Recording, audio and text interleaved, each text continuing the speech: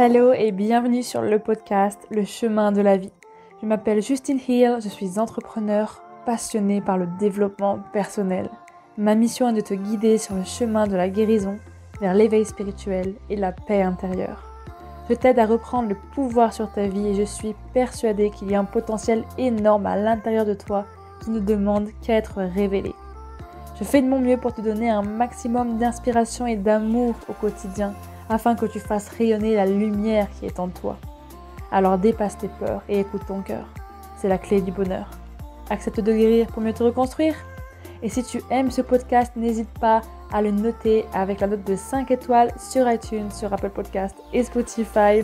Tu peux aussi le commenter sur YouTube et n'hésite pas à le partager à quelqu'un qui en aurait besoin. Bonne écoute!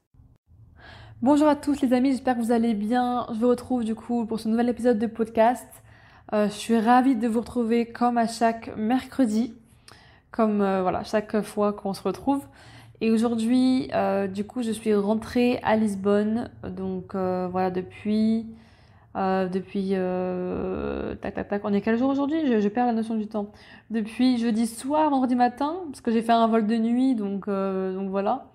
Je suis un petit peu encore en décalage horaire, même si j'avoue que pour moi, ça a été plus simple le décalage horaire dans l'autre sens, par exemple de Lisbonne à Montréal que de Montréal à Lisbonne, alors que normalement c'est l'inverse, mais bon bref. Parce que par exemple cette nuit, j'ai pas réussi à dormir, alors que pourtant la veille je m'étais réveillée à 11h30, bon c'est un peu tard mais ça va, du matin.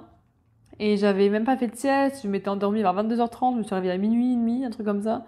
Et impossible de m'endormir jusqu'à 4h du matin même, pratiquement. Du coup, je me suis dit, mais qu'est-ce qui se passe? Le pire, c'est que je me suis réveillée vers 8h ce matin et j'étais même pas tant fatiguée que ça, quoi. Même là, je suis pas hyper fatiguée. Enfin, bref. Je pense que c'est parce que j'avais fait une nuit de 15h quand je suis arrivée, ça m'est jamais arrivé dans ma vie. Bref, voilà, petite péripétie. Mais sinon, voilà, je suis bien rentrée à Lisbonne, chez moi. Enfin, en fait, je dis chez moi en hésitant comme ça parce que pour moi, c'est pas trop non plus chez moi. Enfin, parce qu'en fait, si vous voulez, cet appartement, j'ai changé d'appart. Donc, si t'as pas écouté l'épisode sur la manifestation, va l'écouter parce que j'en parle du coup là-dedans. J'ai manifesté du coup un nouvel appartement parce que l'ancien ne me plaisait plus depuis quelques semaines, on va dire. Et en fait, cet appartement dans lequel je vis là actuellement, j'y suis que depuis 2 semaines en fait, depuis début septembre. Et après, je suis partie pendant 2 semaines voir mon chéri à Montréal. Donc, en fait, j'appelle pas trop ça un chez moi parce que j'y reste jamais en fait. Je suis pas trop là-bas. Je viens d'arriver un petit peu. Genre, pour moi, c'est un peu un lieu de transition. Genre, parce que je sais que je vais pas y rester longtemps non plus. Je sais que je vais partir bientôt. Enfin, après, voilà, je ne spoil pas non plus. Mais voilà, normalement, je devrais partir bientôt d'ici. Mais j'ai pas envie de parler parce que c'est pas le moment. Et j'ai pas envie de spoiler pour porter le mauvais œil ou quoi. On n'est pas là pour ça. Voilà, bref. Mais du coup, j'en étais où? Oui. Donc aujourd'hui, je voulais parler de la vérité. En fait, est-ce qu'il existe vraiment une vérité, enfin la vérité absolue ou pas? Bon, je pense que je vais répondre à cette question assez rapidement. Ok. Et qu'est-ce que je voulais dire aussi? Ah oui, d'ailleurs, pardon. Si tu ne me suis pas encore sur les réseaux, n'hésite pas à m'ajouter sur Instagram sous le nom de justine.hill. D'ailleurs, parce que voilà, je te partage quelques trucs cool. Et puis si tu veux suivre mes voyages, mes petites péripéties, c'est là-bas que ça se passe.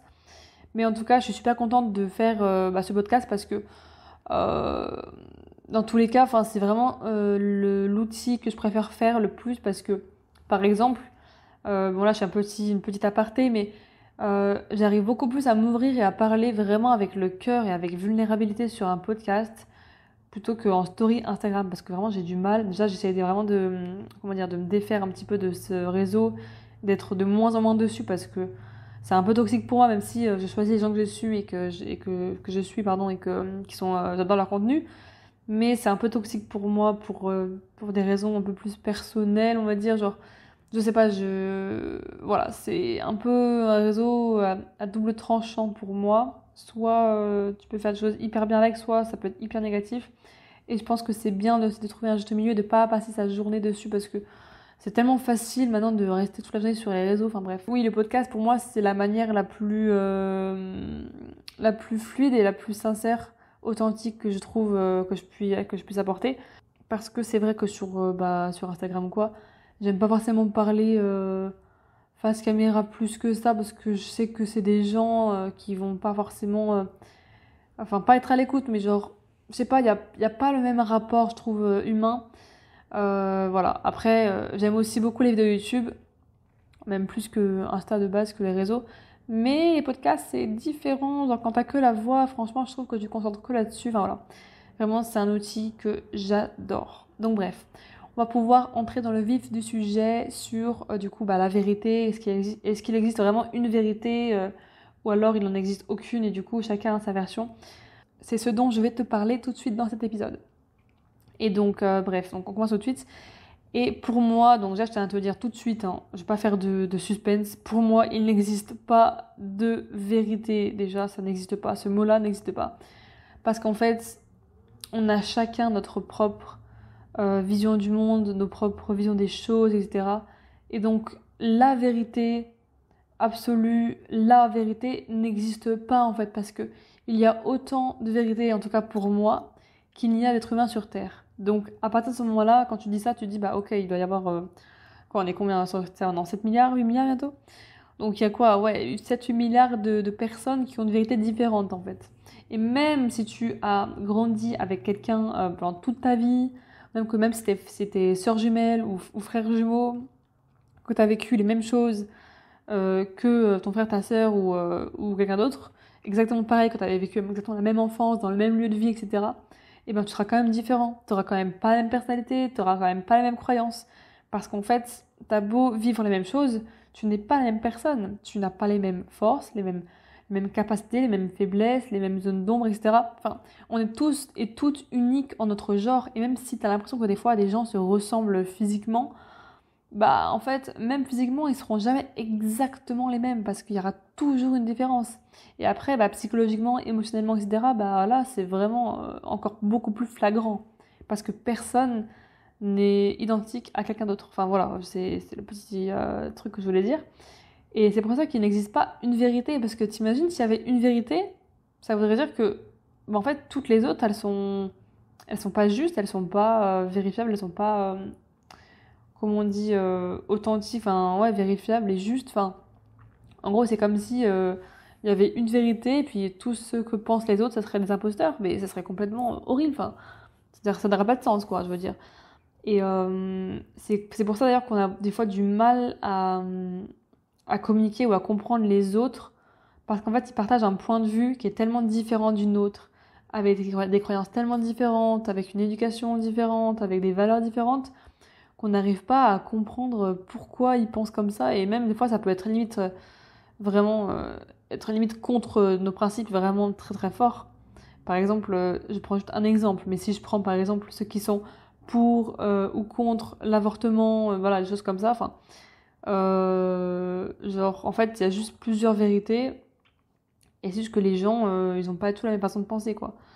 Donc, je suis pas là pour faire un débat ou quoi. De toute façon, si vous me connaissez, vous savez de quel côté je me tourne. Voilà. Parce que je prône bien sûr les choix de la femme, mais bon, ça, c'est pas le sujet de ce podcast. Et, et vraiment, ce qui est intéressant, c'est que vu qu'il y a plein de vérités, en fait, il n'y a pas de... Comment dire? En fait, on est tous subjectifs. On peut pas être objectif sur quelque chose, même si on fait du mieux qu'on peut des fois. Je pense qu'on n'a jamais vraiment une part entière d'objectivité. On a toujours notre avis à donner sur un truc, même si des fois on n'a pas d'avis à donner, on se dit non, mais ça m'intéresse pas. Tu auras toujours ton filtre à toi. C'est comme si tu regardais le monde avec des lunettes spéciales. C'est comme si chaque personne, chaque être humain sur Terre avait des lunettes qui lui correspondaient en fonction de ce qu'il a vécu dans son enfance, en fonction de ses croyances, etc., etc. Donc c'est assez fou. Et en fait, je pense que ce concept-là, si tout le monde le comprenait, tout le monde comprenait que chacun a sa vérité et que faut pas prendre les choses personnellement et que voilà, c'est juste toi tu penses ça, mais parce que tu as tes croyances et que ça n'a rien à voir avec moi. Enfin, si tout le monde était conscient de ça constamment, je pense qu'il y aurait plus de guerre, plus de violence, etc. Mais bon, encore une fois, c'est l'être humain, quoi. Je veux dire, même moi, genre, je suis consciente de ça maintenant, mais il y a des fois où dans la vie, t'es pas d'accord avec quelqu'un et tu peux pas te dire ah d'accord, c'est ta vérité, là c'est la mienne, c'est pas grave, prendre du recul et te dire non mais je ne prends rien personnellement. Enfin, c'est utopique de dire ça parce que bien sûr que des fois tu vas te sentir tellement impliqué, c'est des choses qui vont tellement te toucher que tu vas dire que tu vas avoir besoin d'exprimer ta vérité et de pas rester impassible en fait. Genre t'as besoin aussi de t'exprimer donc je te dis pas d'être là en mode pacifique, en mode de rien dire, de pas s'affirmer, pas du tout, hein. C'est pas du tout ce que je dis. C'est juste pour vraiment s'ouvrir l'esprit et se dire, si tu restes par exemple des fois bloqué dans ta position et que tu n'arrives pas à, à changer de mindset pour comprendre l'autre dans cette démarche-là, hein, parce que si bien sûr l'autre c'est un con ou une conne, désolé pour le langage, mais en face de toi et qui va rien comprendre et que pour toi ça semble logique et que t'as pas envie de changer d'état d'esprit, que c'est pour toi logique, eh ben laisse-le, tu vois, ou laisse-la vivre, genre ne trace ta route et essaie même pas de convaincre les gens. Mais si par exemple tu as dans quelqu'un en face de toi qui est intelligent, qui est empathique, enfin qui t'aime et que tu aimes en retour ou que tu apprécies et avec qui c'est possible d'avoir un échange, ben tu peux essayer de le comprendre en fait en essayant de comprendre sa vérité, même si bien sûr ce serait très difficile pour toi. Mais voilà, c'est vraiment se mettre à la place de l'autre. Et faut savoir on est tous et toutes différents. Par exemple, j'ai entendu une fois l'exemple de, je sais pas, on peut prendre l'exemple tout bête, l'exemple d'une bouteille d'eau ou l'exemple, comment dire, voilà, c'est bon, je vais prendre un exemple d'un livre. Par exemple, là, je vais te prendre le livre que j'ai à côté de moi et que je suis en train de lire actuellement. Donc, par exemple, bon, là, je peux pas trop te faire une vidéo YouTube, du coup, ça va être compliqué parce que là, tu vas voir vraiment que le son, mais je vais essayer de te faire une image. Donc là, j'ai un livre en face de moi. Et en face de moi, je vois que ce livre, il est intitulé Sorcellerie intuitive. C'est écrit en face, booster sa pratique grâce à l'intuition. Ok. Et si par exemple, j'avais quelqu'un qui était vraiment juste en face de moi, voilà, en face de moi, et en fait, il verrait juste le dos de ce livre. Moi, je vois le devant et lui, il verrait le derrière. Est-ce que tu me suis jusqu'à là? Et donc, sur le derrière, ce serait écrit quoi? Ce serait écrit quelque chose de totalement différent. Ce serait écrit, par exemple, là, c'est écrit bienvenue dans le monde des possibilités de votre pouvoir intuitif, etc. etc. Il y a tout un paragraphe d'écrit. Il y a aussi l'édition, imprimée en France, imprime vert, etc. Le code barre, l'image elle est différente. Alors que moi sur le devant, je serais en mode mais non, c'est pas écrit bienvenue dans le monde des possibilités de votre pouvoir intuitif. C'est écrit sorcellerie intuitive, booster sa pratique grâce à l'intuition. Sur l'image, on voit vraiment une image très sombre avec une femme avec du soleil. Enfin, c'est pas du tout ça en fait. Et l'autre, du coup, en face de moi, la personne en face de moi te dirait mais bien sûr que non, on voit pas du tout une femme. Il n'y a pas de femme sur le livre. C'est juste très sombre et puis il y a des petites feuilles, on dirait, ou je sais pas trop quoi, des couleurs orange, peut-être marron. C'est très flou, mais en tout cas, il n'y a pas de femme, ça c'est sûr. Hein. Et puis c'est pas écrit booster sa pratique, etc., etc. Non, c'est pas écrit ça du tout. Et moi je serais là, mais si c'est écrit ça, tu vois pas, c'est écrit, regarde. Et en fait, on serait là à se battre pour un truc, alors que c'est même pas ça qui serait écrit. Et puis s'il y a quelqu'un qui était vraiment juste à ma droite, il verrait juste des pages blanches. Vous savez, comment on dit, les pages du livre sur le côté là, qu'on voit, il dirait, mais en fait, il n'y a rien d'écrit, il n'y a absolument rien d'écrit. C'est juste du blanc et des pages blanches que je vois, il n'y a rien d'autre. Et nous, on serait là, en fait, à trois, à se battre pour savoir qui c'est qui a raison. Et la personne encore derrière, à ma gauche, du coup, verrait, du coup, une bordure et verrait le logo d'un arbre avec écrit sorcellerie intuitive avec une lune. Et moi, je te dirais, mais ok, je vois bien le titre, mais par contre, la lune, je ne la vois pas. Et puis, c'est pas écrit de cette manière-là. Et puis, c'est pas horizontal. Et puis, c'est pas comme ci, c'est pas comme ça. Enfin bref, est-ce que tu as compris ce que je veux te dire? En fait, là, c'est comme si j'essayais de te faire comprendre qu'il y avait 4 personnes dans une pièce avec un livre, mais qu'ils le voient d'une manière différente. Soit sur le côté, de gauche, de droite, ou derrière, ou devant. Et en fait, dans notre main, nous voyons le même livre. Le même livre, mais sous des angles différents.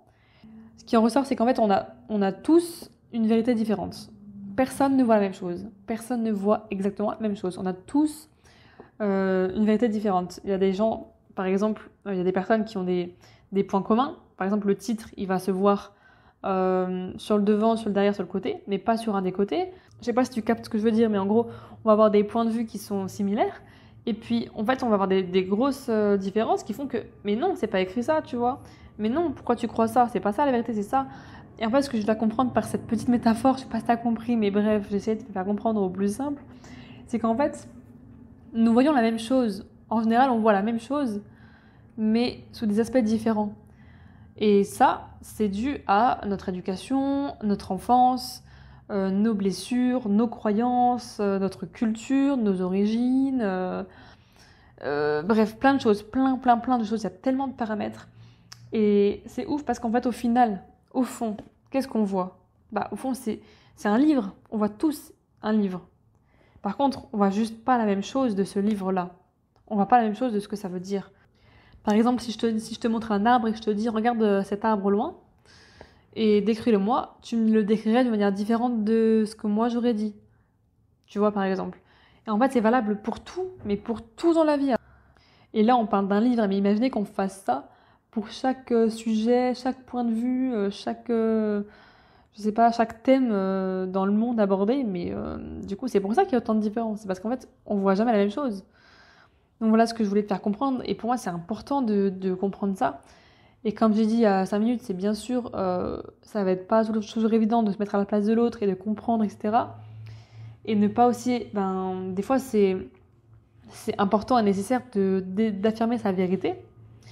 Mais après, il y a encore des manières de le faire. Mais bon, ça, du coup, je te redirigerai vers le podcast que j'ai fait la semaine dernière sur la communication non violente, que tu peux retrouver juste dans l'épisode dernier, quoi.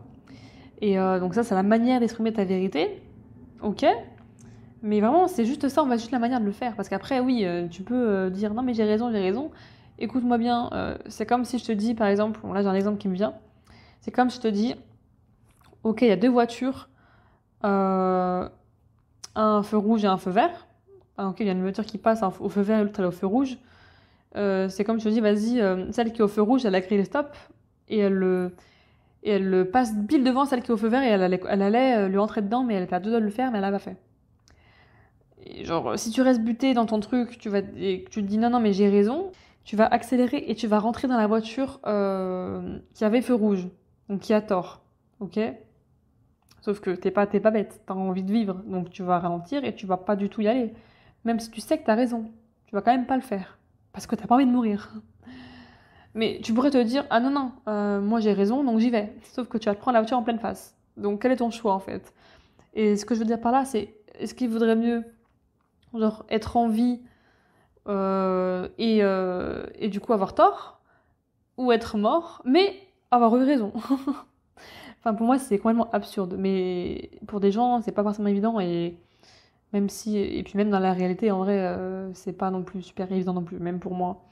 Enfin, je dis même pour moi comme si j'étais genre à part. Non, je suis pas du tout à part. Je suis comme vous. Hein, je suis inhumaine. Je fais pipi caca comme tout le monde. Voilà, bref.